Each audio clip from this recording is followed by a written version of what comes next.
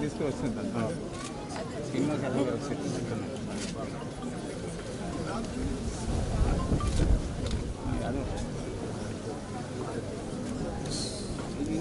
మన వయసు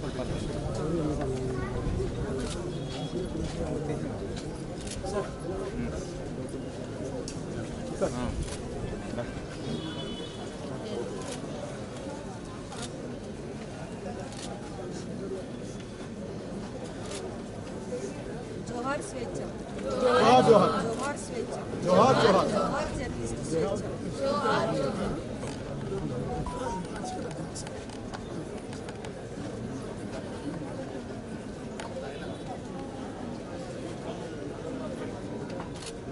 నా ఫోన్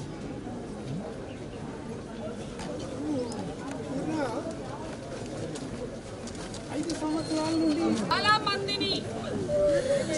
మందికి బాధ్యతని తెలియజేస్తుంది. స్వేచ్ఛ మరణం వెనుక ఉన్న కారణాలు ఈశ్వరి నుంచి మల్లీశ్వరి నుంచి స్వేచ్ఛ వరకు మా కళ్ళ ముందే ఎంతో మంది ఇట్లా బలైపోతున్నారు.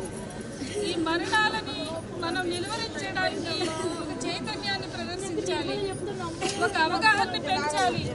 ఇవాళ స్వేచ్ఛ మరణం ఎంత ఆత్మీయుల మరణం అత్యంత దుర్భరం.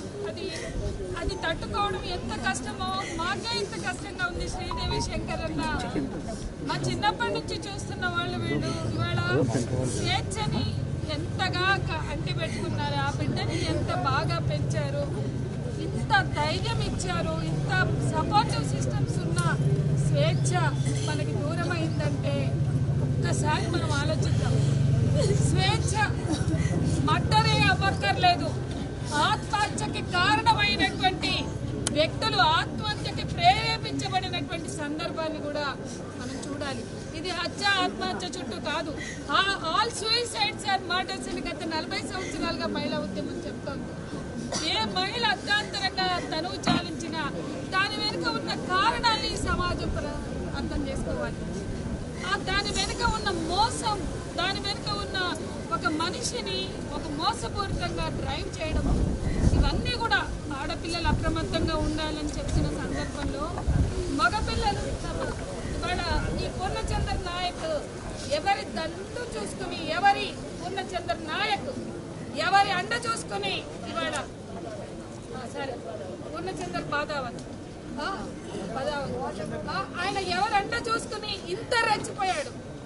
ఆయన ఈ ఛానల్లో కల్చరల్ ప్రోగ్రామ్స్ ఇన్ఛార్జ్గా ఉన్న వ్యక్తి ఇవాళ తెలంగాణ అంతా మొక్కలు నాటే కార్యక్రమానికి నాయకత్వం వహించి మొత్తం ఆ వెల్త్, ఆ డబ్బులు సంపాదించి ఎవరి అండతోటి పైసలు సంపాదించి ఏమేమి చేసిండు, ఎవరెవరు ఇంకా ఎంతమంది అమ్మాయిల్ని అతను ఈ రకంగా మోసం చేశాడు. స్వేచ్ఛని ఎంత ఎమోషనల్గా డ్రైవ్ చేశాడు, ఎంత ఎమోషనల్గా డ్రైవ్ చేశాడు. శ్రీదేవికి తెలుసు, చిత్రాలకు తెలుసు, ఆమె మిత్రులకు తెలుసు. ఇవన్నీ విషయాల్ని కూడా ఆ చిన్న పిల్ల ఎంత సంఘర్షణకు గురైందో మా అందరికీ తెలుసు.